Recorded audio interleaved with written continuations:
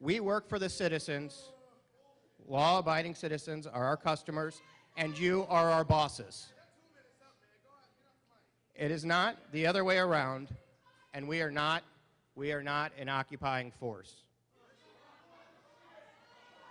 That is a mindset that can be better understood through training, and not just once, but ongoing. Distrust in the community makes it harder for us to do our jobs. If we want to get to this spot where we are working with you, we have to build trust. We have to make it.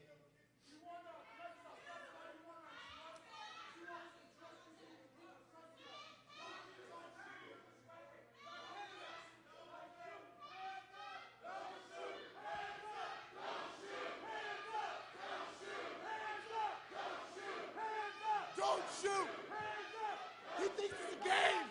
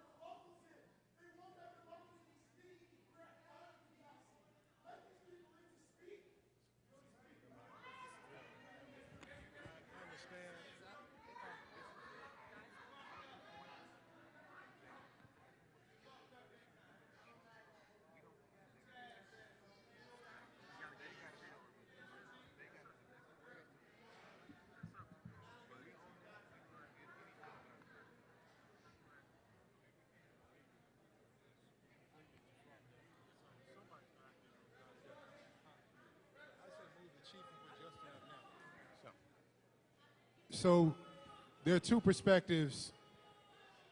There are two perspectives we wanted to hear tonight. May I can I have a little bit of attention? Can I have a little bit of attention? So we wanted to, in the interest of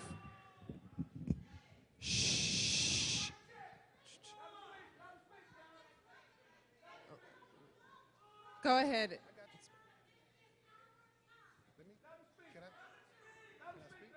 I Let.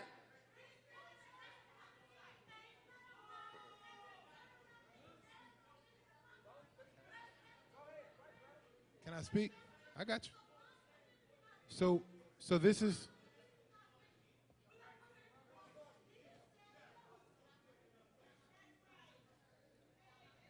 So a couple of things. For those, a couple of things. We set the agenda to do a couple of things tonight. First of all, we wanted to, and we continue to want to hear from the community. And we want to do so in a way that we can get, and I got to implore, and some folks get this, if we're going to do the work, we got to get stuff on the record. If we're going to do the work, we got to get stuff on the record. Part of our work. Now let me be clear about something. I own our work. I don't own other folks' work. Our work is to get certain things on the record from the community and from the best minds that we have so we can put together solutions to take us forward. All right? So part of what we want to do tonight, first we wanted to hear the voice of the community. We set up an opportunity for that at the beginning of the agenda, and we have more of opportunity for that if we can get to it later on the agenda. We need to hear that in very specific ways. We need to hear it as it relates to racial profiling in a way that we can get it on the record. We need to hear it as it relates to use of force in a way that we can get it on the record. We need to hear it as it relates to community policing in a way that we can get it on the record. One of the ways we're going to do that is that we have scheduled to hear from Justin Hansford. Justin coordinated a delegation to go to the United Nations to put on the record some of the things that you are talking about right now. We get to Justin after we hear and what we have requested very clearly, and I invite you to judge how you will whether you're hearing the answers to these questions. We have asked for the chief of the city of St. Louis and the assistant chief of the county of St. Louis to speak to us about their policies related to community policing, racial profiling, use of force, and minority recruitment. That is what we have asked for them to get on the record about on your behalf. We're inviting them to answer those questions. We're giving space to them to answer those questions. Now, well, I can't own your work either. I'm just telling you what we're doing, okay? So what we want to do is to get answers on the record related to these things and then talk about what an ideal way to go forward would be. And we want your voices to be a part of that conversation. Now, we all get to make our own choices about that. Gerald, you got the mic earlier. I'm talking to the people who didn't. So this is the deal. This is what we're set to do. How long we were set to have him talk was 12 minutes. Now, wait. Hold on. I got you. So he's not going to be a part of the conversation that we're going to have around these other tables either. Okay, so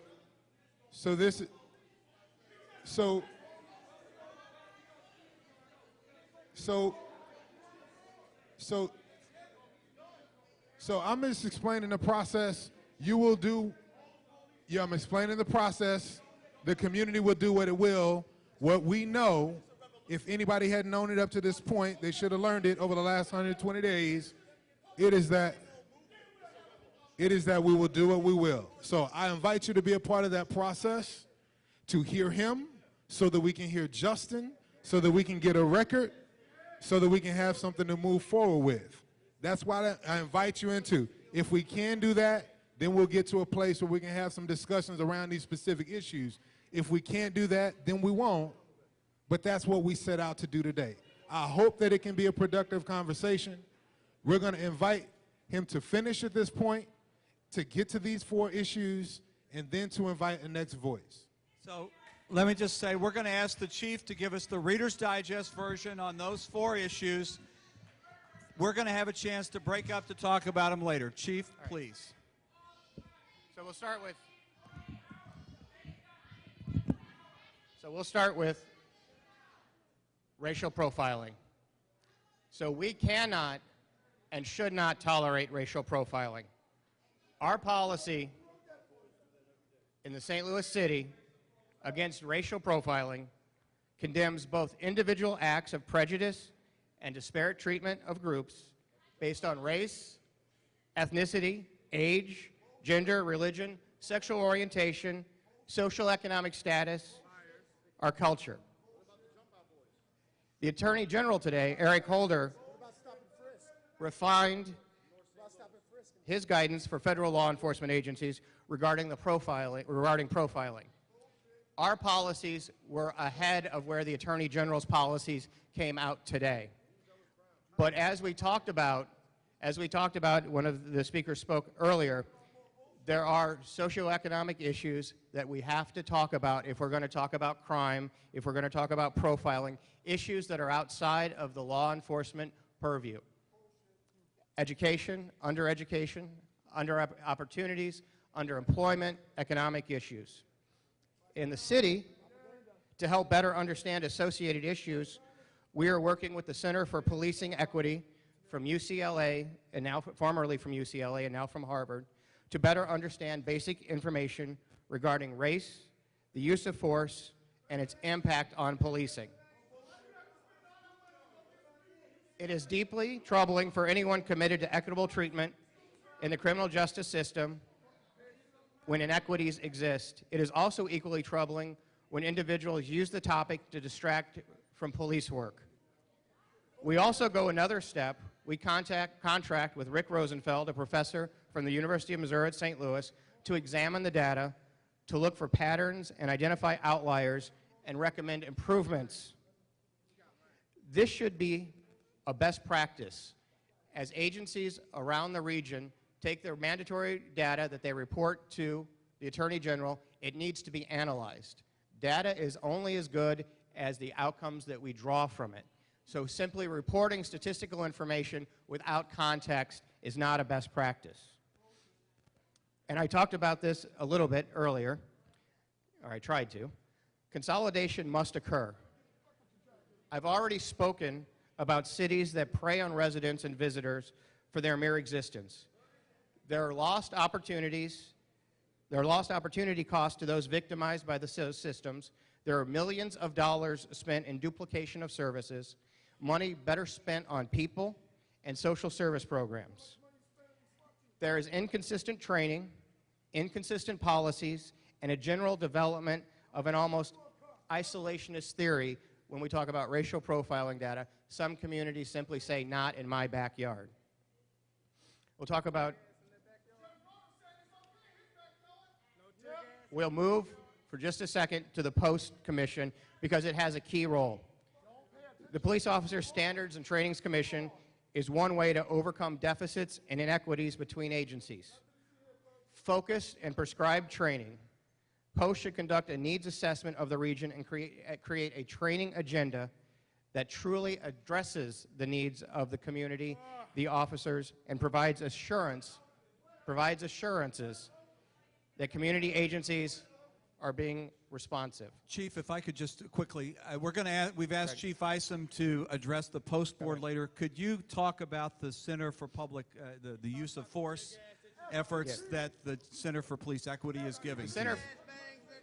The Center for Police Equity, based originally out of UCLA and now Harvard, is a group of professionals from the academic world that take the data that we collect in our stops, the data from use of force, the data from stops, the data from racial profiling, and does an analysis of it and looks for policies and practice improvements, ways to make the police department better in that area of community policing.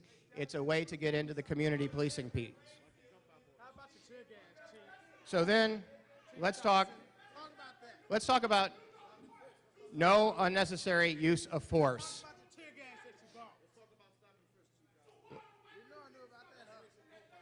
So our policies allows deadly force only when necessary to protect life, and then only as a last resort. But again, the issue is extremely complicated. In a community where there is too much crime,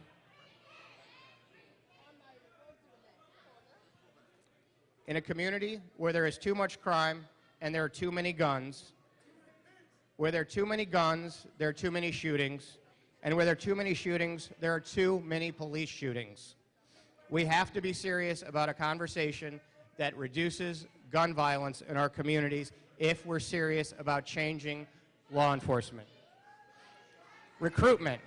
We can talk about recruitment and community policing quickly, and I will finish my 12 minutes.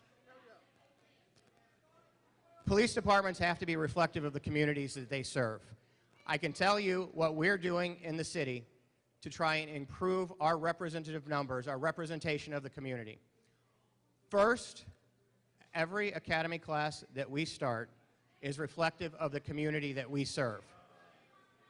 50% of our academy classes are now African American. We talked about education. Education is a key component of that. One of the speakers said, let's have an educated department. We pay for education once you're hired. We pay $4,200 a year towards your associate's and towards your bachelor's degree. So then,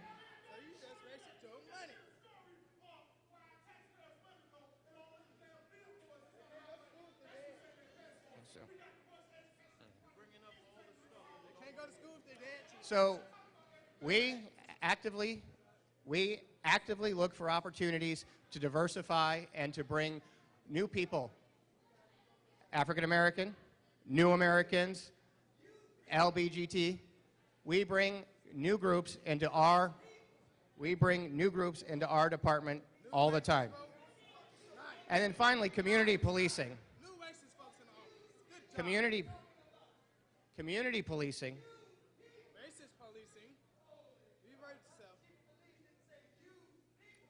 To bring new people.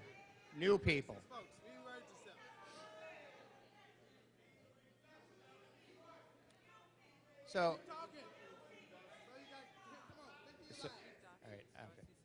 right. So, Chief, I'll we're gonna I ask you. actually appreciate the opportunity to come. I appreciate the opportunity to hear it, and I will come back anytime you want. We asked for an opportunity, and some commissioners may have questions. So we're going to afford them an opportunity to ask you questions, Chief. Are there questions from the commissioners for Chief Dotson? I have a lot of questions for Chief Dotson. Why is the National Guard Commissioner Pagnett has a question for Chief Dotson. Hi, Chief Dotson. So the last time we saw each other, I asked you the same question I'm going to ask you now, but it is a larger question about how the commission should be thinking about moving forward in terms of recommendations around communication from the police department to the community. And what I asked you about the last time was you and Chief Belmar's interview on NPR. A few weeks previous to the indictment announcement, where both of you shared that peaceful protesters hadn't been tear gassed, and I shared with you that that wasn't the case. And so my question is, in order to build trust, as we're discussing tonight in community and law enforcement relations, what lessons do you think you have learned in terms of communicating truthfully with the community?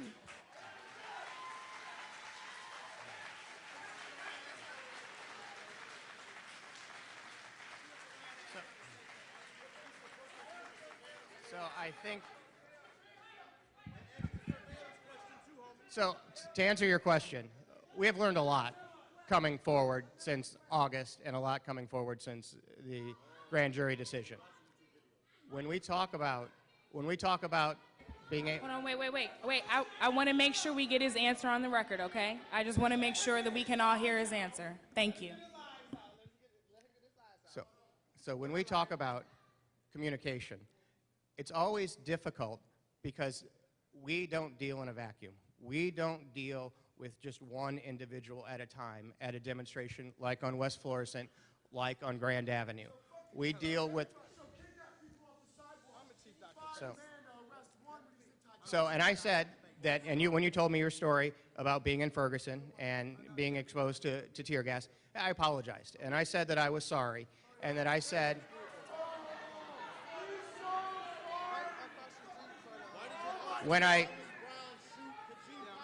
And then when we started to talk about it, we started to get into the circumstances and the facts that led up to that incident. It's difficult for me to talk about West Florissant and what happened in St. Louis County. I can talk about the city, but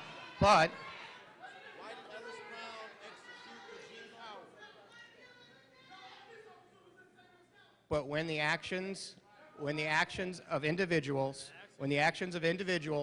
put other people at risk, I think everybody expects law enforcement to do what they are.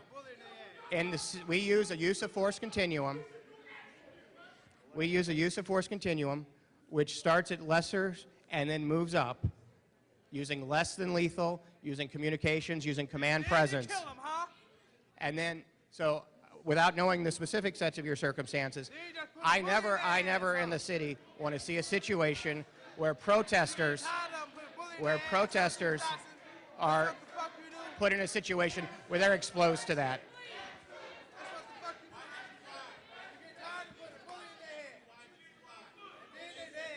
Commissioner Pulliam has a question as well. Chief Dotson, excuse me, Chief Dotson, I would like for you to enumerate for me the top 3 places of common ground. You said that there's common ground here. So if you could prioritize those, give me at least 3 and prioritize them. Absolutely, and in no particular order. I'm just going to give it. First, representative policing. We have to have police departments that reflect the communities that we serve. The use of force. We have to be better at finding. We have to be better at finding alternatives to de-escalate, alternatives that de-escalate a situation, and alternatives to use of force. We have to talk about, we have to have a serious conversation about racial profiling. We have to understand what law enforcement needs and what the community needs to keep us safe. And when you have that conversation, you can't have it in a vacuum. When we keep the community safe and keep law enforcement safe, when we have that conversation, we have to talk about crime and we have to talk about the realities of crime. So sometimes it's an unpleasant conversation. But use of force, racial profiling, representative policing are the three big ones that I think, if I was paying attention earlier, came up in the conversation. We do see things similarly there, very similarly. Thank you. Are there any other questions from commissioners?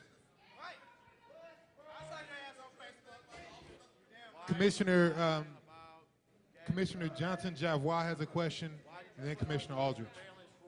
My question is about prevention. So what are the existing efforts that are in place in terms of pre-employment testing or screening so we can know before they're hired that something may be happening?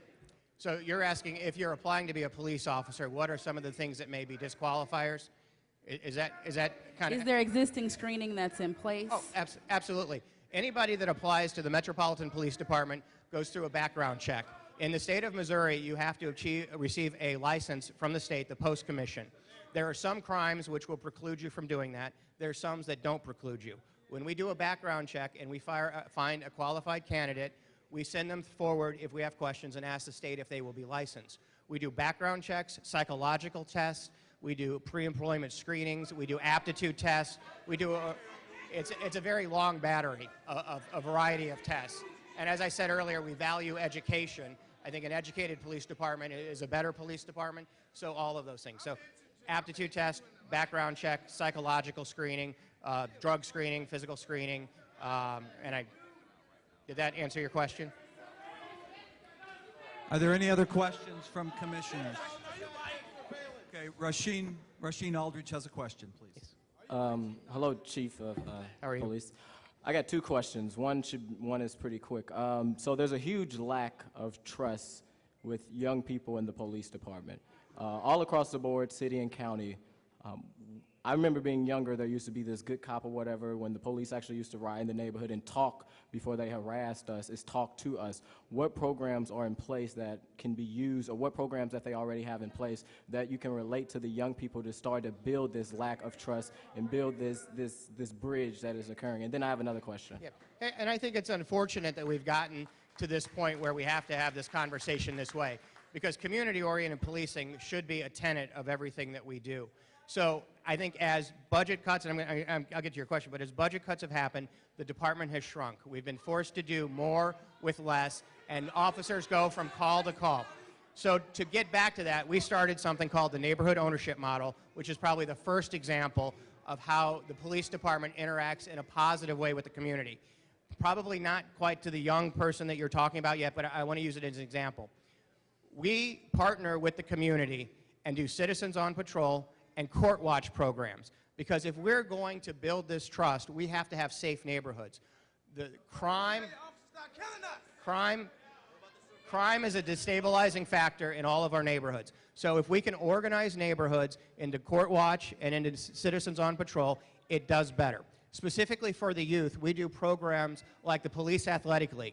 We touch over the course of a year, we touch about 5,000 young people with positive interactions with law enforcement, so they start to know them. Rasheen, your second question, please. And Let Rasheen ask his question. let me get it out, y'all. Trust me, I'm with y'all. And the second question is a question that was already asked, but you kind of didn't answer. What have the police officers in the city learned from the incident in Ferguson and in Shaw and in Riverview? What have you guys actually learned? Have you sat down and talked to them? Yeah. So let's start, and that's a big question. So let's start with the use of force. So we do more training than is required by the state.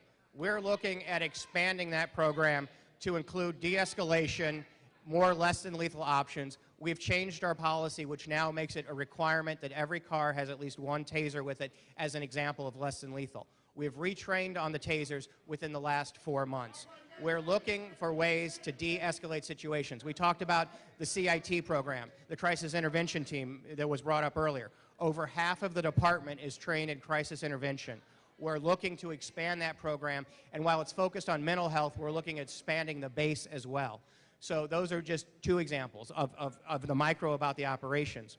Hey, the public has a voice, and we have to listen to the voice. And we have to give that voice a wide berth so it can express itself. We have made only the necessary arrests in the city that we've had to. We have...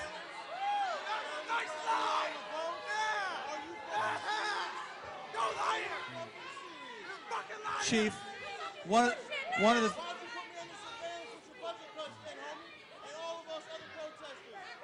Chief, one of the things the commission will be asking you is set aside the resource question. I want to build on Rasheen's question. What would you be able to do in terms of training on use of force, training on community-oriented policing? What would be a model program? And I don't want you to answer now, but we're going to ask you and the county to be telling us what would make us the best in the nation at community policing and community relations, to build on Rasheen's question about how would we build that trust over the long term. And so with just the Reader's Digest condensed version of that, I think we overcome a lot with training, with the proper recruitment, with understanding I'll do it into a business model. We really need to do, and this is a little bit of that, we need to do the focus group to understand where we stand with the community. And when we understand where we can stand with the community, we can start to develop in a way that fits that gap and fits that need. When I talked about the Post Commission doing a true assessment of the training, the deficit in training that exists. So we really need to, and this is a focus group, and I hear this and I take this feedback back, but those are the types of things that we need to do. Thank you. I think we've had questions from commissioners, and we're going to move on. Chief Dodson, thank you for being here. Thank you very much. Thank you for answering the questions.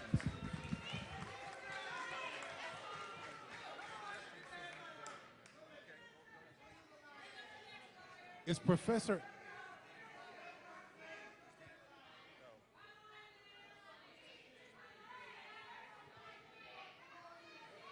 Chief, Commissioner Isom. If Justin is here, we want to go to Justin.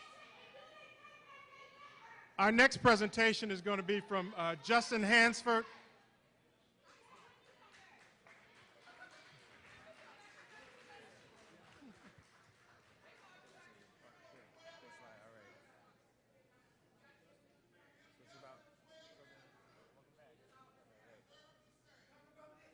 About 10 minutes. What's up, bro?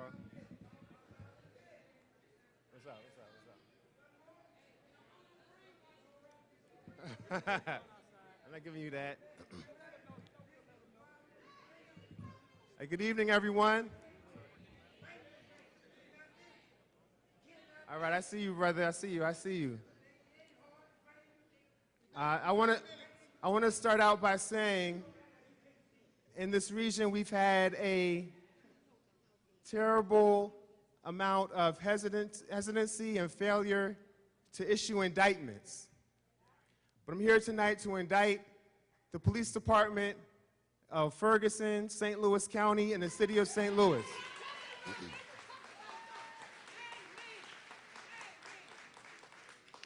The actions of the police in this region have brought shame to the region around the nation and has damaged the reputation of the United States of America around the world.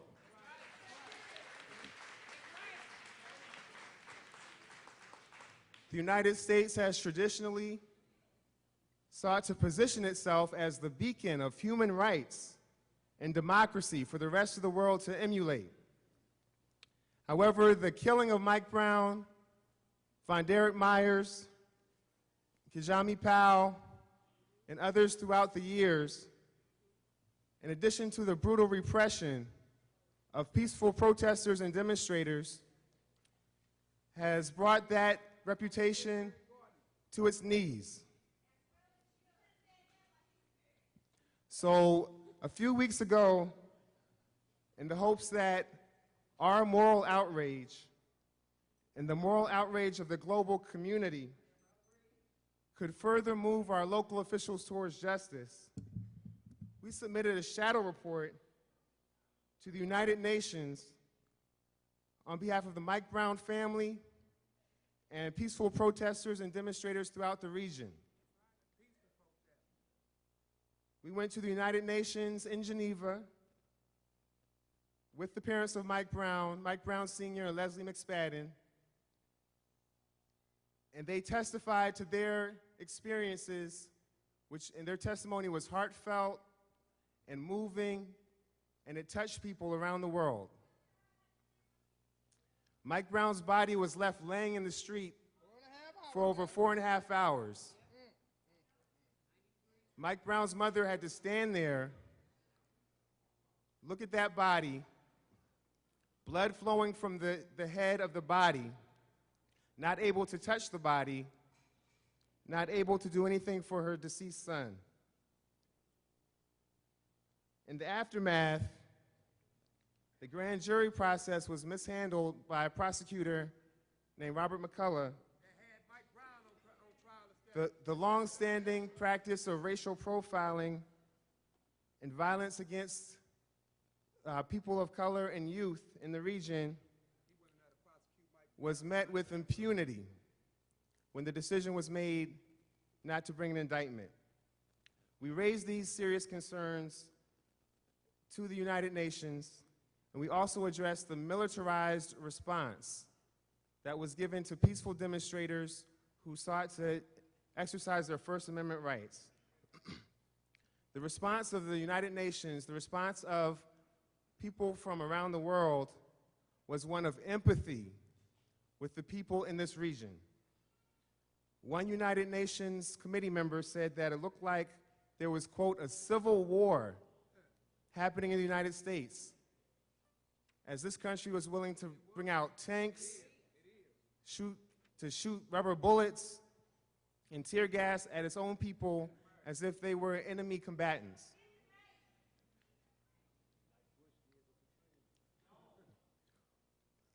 In addition to that, they spoke about the pattern and practice of using racial discrimination to enforce the law in a discriminatory manner. And so, in the days after our trip, and even in the days after the decision, the United Nations continued to speak out. The High Commissioner of the United Nations for Human Rights actually said that it looked like there was apartheid happening in the United States of America, and she was from South Africa. She said it looked like apartheid was happening. Yet, in spite of that response, we saw, after the announcement of the failure to indict, a number of human rights violations took place that continue to plague our region. We saw arbitrary arrests in violation of the International Covenant for Civil and Political Rights. We saw overcharging of people, bringing felony charges against people who had only committed acts that merited a misdemeanor. We saw suspicionless vehicle stops. We saw excessive force used during arrests. We saw the use of rubber bullets and beanbags. We saw the indiscriminate use of tear gas. It's come to our attention that some of the tear gas was outdated tear gas, some of them containing carcinogens that can cause cancer. We saw the use of mace and pepper spray, the use of tasers, intimidation and threats. We saw the denial of the freedom of expression, assembly, and association, which is guaranteed to us under the International Covenant for Civil and Political Rights. Our human rights were violated, again, by the dispersal of demonstrators and citizen journalists, restricting media and access to certain sites where demonstrations were taking place. We saw the targeting of activists, including Rasheen Aldridge, for discriminate use of the law to make sure that people don't exercise their rights to protest. Rasheen, in particular, was in City Hall, a place that should have been open under the law. That's a public location, and yet he was now being charged with allegedly assaulting an officer while attempting to demonstrate and exercise his First Amendment rights. We saw the continuation of race-based arrests and aggressive tactics. We saw the use of slurs and demeaning comments against individuals.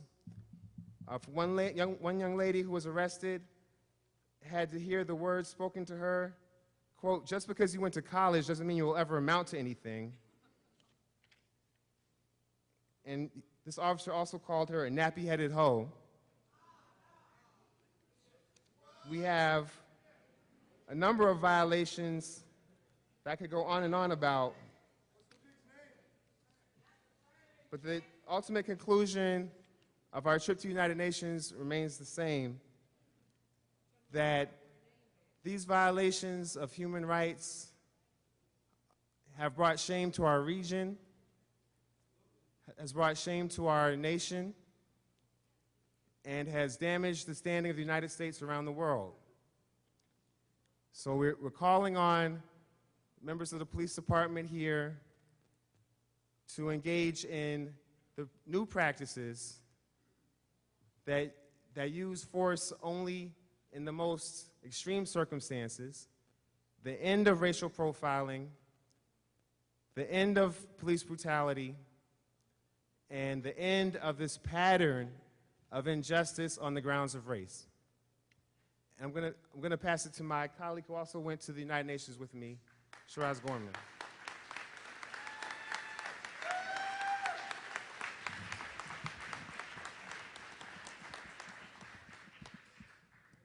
First and foremost, thank you to the Commission for having us here, and thank you all for attending this evening.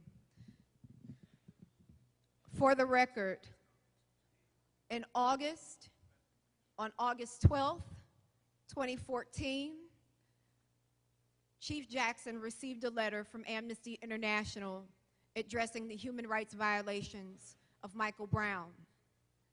August 22nd, 2014, Chief Dotson also received an official letter from the Executive Director, Steve Hawkins, of Amnesty International addressing the human rights violations of actually Kajim Powell at that time. Neither of these gentlemen responded to the letters. Actually, at Harris Stowe, I personally approached Chief Dotson. He acknowledged that he received the letter, and those letters are now received by the Commission. And to our dissatisfaction, Chief Dotson did not respond to the letter, nor anyone from STLPD. And in the spirit of honesty, looking at human rights violations, the tear gas that was used in Ferguson and also in South St. Louis with the most recent situation happening at Mokabees, where peaceful protesters were tear gassed while peacefully sitting on a patio, and that tear gas seeped inside of the building, which became a gas chamber. This tear gas that children and women were exposed to is illegal according to the Geneva Convention and should not even be used in war.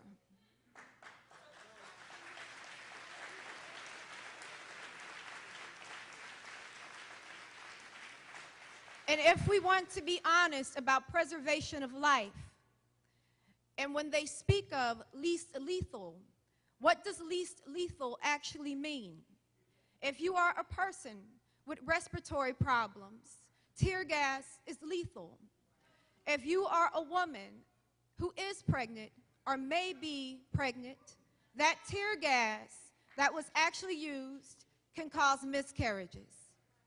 So when we speak of preservation of life in least lethal forms, what does that truly mean? And how will the commission address the use of tear gas that is illegal even in international war? And then speaking, thank you. And then also speaking in honesty and truth. When we speak of community policing, those of us that have been around know that community policing has not been around for almost a decade.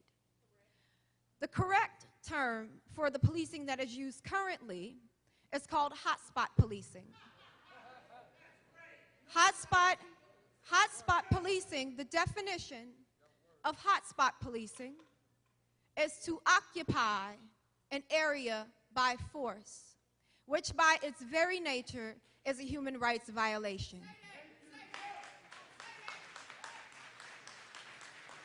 So I will say to the commission, we have already seen that Chief Dotson has an issue with being the most honest person. Whether if that's to the media, which is dangerous within its implication, because outside of this region, we have people in the viewing area of these stations who receive his message and take that as truth. We saw tonight, once again, the chief of police simply saying, "I'm sorry for putting out disinformation." How will he be held responsible for continuously misleading the public and putting his police force as well as citizens in danger with his misinformation? Thank you.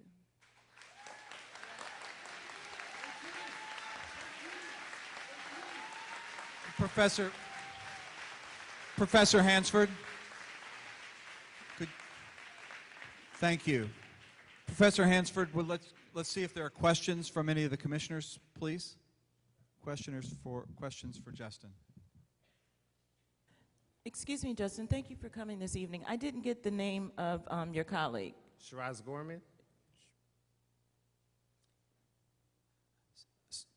So, questions, Scott? You mentioned that community policing disappeared about a decade ago. Do you have any thoughts on why it occurred? Any direction on information on that? Yes, well, we see a trend of the militarization of police that has swept the country, including this region. And so what you see is the idea of a war on drugs. What you see is the use of military equipment under 1033 coming from the Pentagon to police forces locally. You even see the recruitment of military veterans in policing. So the idea that all of these aspects of military and warlike behavior become part of policing culture, there's no longer a place for a cop who's looking at community Instead, the hotspot idea is the idea of taking an area and controlling an area, just like you would in a war. So I think that's part of the root of it. You have all these different factors that combine to create sort of a warlike mentality. And could you give me your definition briefly of what community policing is? Community policing, I would love to see it. I tell you, I haven't seen it myself in my lifetime. But under my definition, it is a strategy where there are relationships built between the police and the citizens that are defined by mutual respect, first and foremost. And so once you have that establishment of respect, then you can have people who have open lines of communication. But you don't want to communicate with anyone who doesn't respect you, first and foremost. So I don't want to go too deep into it, because those first two things are so far away. If we can have mutual respect, then we'll have a big push towards community policing.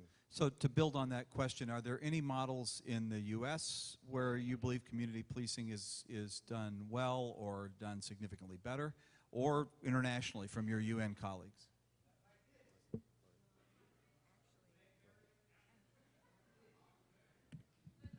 When it comes to policing, the United States is very unique in its model. Most other countries actually have state police.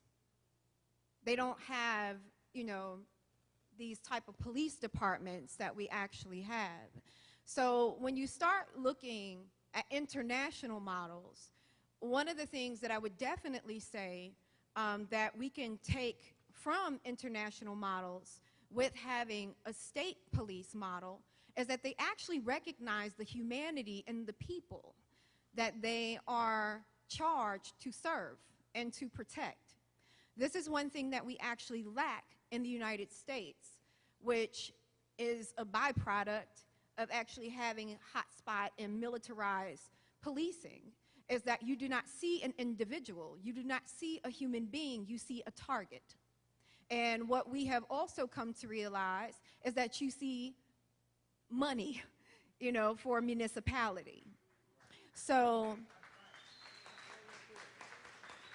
those are the differences in the models. This is the notion of municipalities preying on residents for traffic fines and those kinds of things. Correct.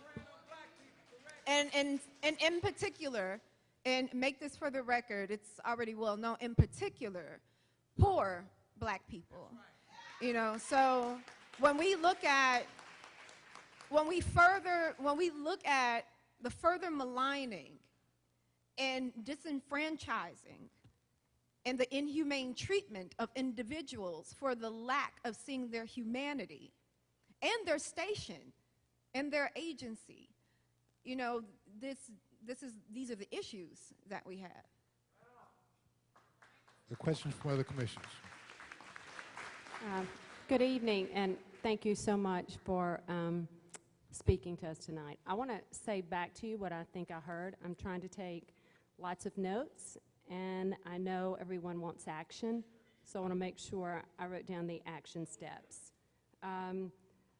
More community policing, stop the hotspot policing, address tear gas, end profiling. I think you said something else. I just want to make sure that I've written down the things that you really think we need to address.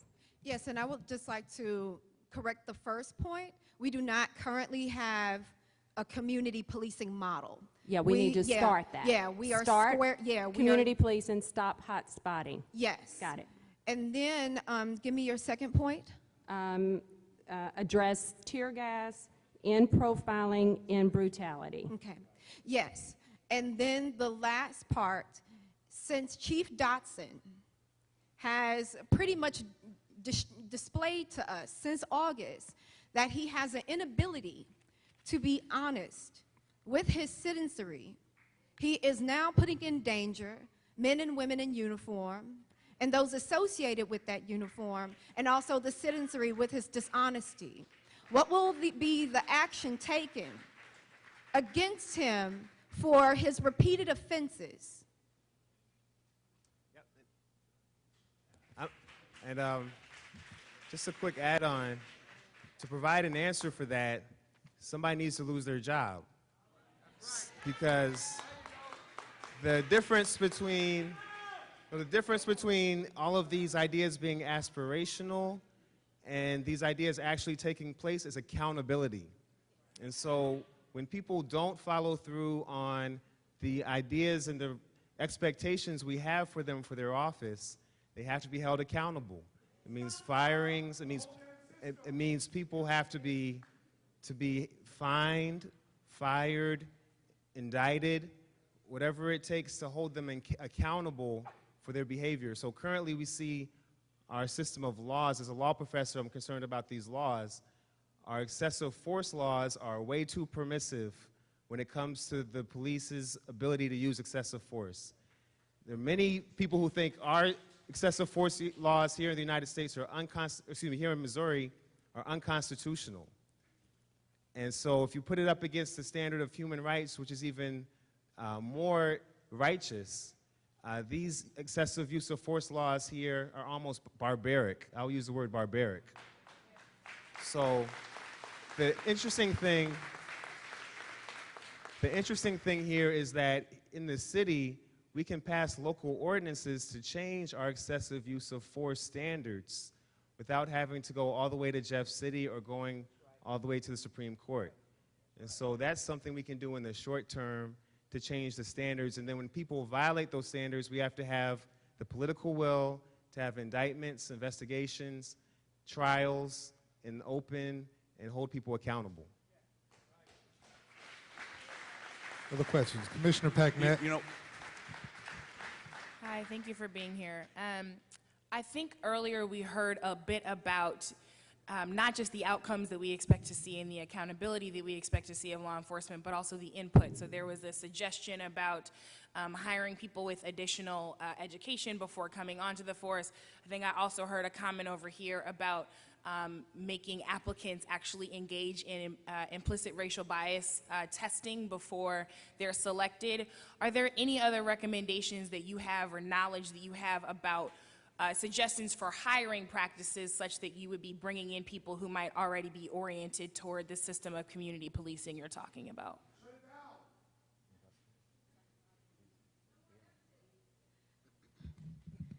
First and foremost, psychological training. Because a lot of that training only happens upon entry, and then when a police officer commits a crime, do they go through more psychological evaluation? So just how people have random, drug tests at their job, how come we do not randomly psychologically evaluate our police officers? And then also, wait, say that again, sweetie? Yeah. And then also, when we look at the psychological testing, because the issue around diversity, right, is that one would assume that if you have a black officer patrolling a black neighborhood, that somehow, some way that person would not harm, because we have to reel it back a bit. Murder is the most extreme that we're looking at, which we're dealing with in the city. We're not looking at the psychological, emotional, and spiritual effects of harassment, daily harassment, from stop and frisk that our young people are dealing with. And if a police officer continues to have infractions against, harassing individuals in their community, which has now been rooted to the psychological and emotional harm of those community members, what will be done to that police officer? Because sadly enough, the same people that create those acts have the same skin color as the people that they patrol. So when we start looking at people who are qualified, not only do we have to deal with implicit bias, we have to deal with the ugly thing of intra-race bigotry. We also have to look at racism, because to say implicit bias is just way too soft. We have to deal with covert and overt racism that has been displayed in actions and in language. Commissioner Gore.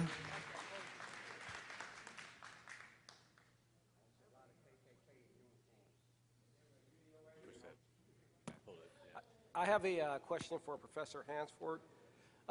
You were talking about the fact that there are portions of Missouri's use of force statute that are considered unconstitutional. And for now, not focusing on the statute as a whole, but just on the portions that you say are considered unconstitutional. Could you talk a little bit about that and just enlighten us on your thoughts on that? So here in Missouri, the excessive force statute says that an officer can use deadly force to pursue a suspect that they believe has committed or is going to commit a felony. And in 1985, there was a Supreme Court case, Tennessee v. Gardner, which said that in the context of a civil rights claim, an officer would have to suspect that the person was committing a violent felony in order to use deadly force. So some interpretations say that currently an officer in Missouri can use deadly force if they suspect someone's passed a bad check for $500, because that's a felony. So there was a lot of confusion in the grand jury when the prosecuting attorneys actually gave this Missouri statute to the grand jury, then switched it up at the last minute and said, no, wait. There's been this other Supreme Court case that's been around since 1985, which they somehow forgot about, even though it's been the law for 29 years. And once that became known, they had to change the standard which the evidence was going to be judged under. And so people have been talking about this in the media for the last couple of weeks. And even the Attorney General of Missouri even came out and admitted that that statute is wrong. So don't have to take my word for it. The Attorney General of the state has already admitted that.